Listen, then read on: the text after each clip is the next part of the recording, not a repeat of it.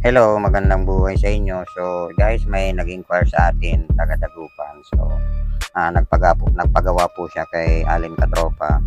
So, nasuggest ni Allen Katropa na pa-restore yung ganitong speed meter ng TMX 155. So, nag-isip yung customer na iwan na lang niya yung kanilang speed meter doon para gawin natin. So, ayan po yung contact number niya. So, ito yung tsura ng kanyang speed meter, guys. So, puro kalawag na siya at kupas na rin yung mga pintura.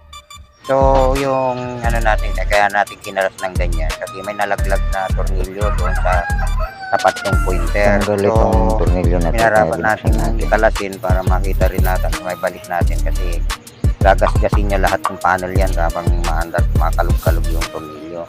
So, kaya kinalas natin, ginamitan natin ng heat gun. So, re-restoration natin yan, guys. Pero yung front salamin niya, guys, front mirror niya, parang hindi na natin mahabol kasi ang track po niya ay nasa gitna na, hindi tayo nagpapalit ng ganyan. Pero tinikap pa rin natin. So, ayan, guys, bago natin i-primer.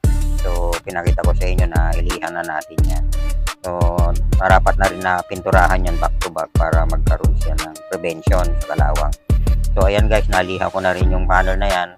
So, ito na yung ano natin, nabawasan natin ng konti at lumiwanag siya kasi niretap coat natin yan para makita nyo rin yung restoration. So, ayan, guys, shoutout sa inyo. Proceed na natin to para mabuo. Pakita ko na lang sa inyo yung frames para nito. Thank you.